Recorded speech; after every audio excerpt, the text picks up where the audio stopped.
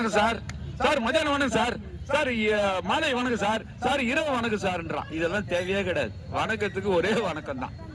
இங்கிலீஷுக்கு தான் good morning, good afternoon, good evening அந்த இதெல்லாம் சேர்க்கணும். தமிழுக்கு ஒரே ஒரு வணக்கம் போதும். சார் வணக்கம்.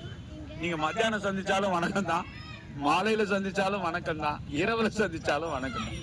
இங்கிலீஷ் அப்படியே வெர்பாட்டிமா நம்ம சேஞ்ச் பண்றோம், தமிழுக்கு அப்படியே மாத்திரம். அதெல்லாம் தேவை கிடையாது. தமிழ் சொற்கள் ரொம்ப ஆழ்ந்து ஒரு பன்மொழி, ஒவ்வொரு சொல்லும் அந்த காலத்துல இலக்கண வழிபடி வந்தது. ஆங்கிலம் நான் தப்பா சொல்லல, அது உலக மொழியா இன்னைக்கு பேசப்படுதுன்னா ஆங்கிலேயர்கள் அது ஆசைப்பட்டாங்க, கொண்டு போனாங்க.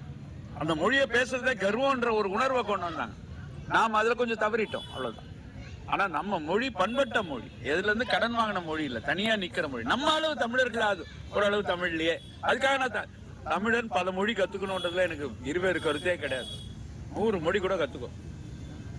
ஆனா நம்ம மொழியில ஆண்டு இந்த மாதிரி வாய்ப்புகள் கிடைக்கும் போது நம்ம குழந்தைங்களை பேச வச்சு பாராட்டி. உமா ராஜ்குமார் ரொம்ப அருமையான பணி செய்யறாங்க.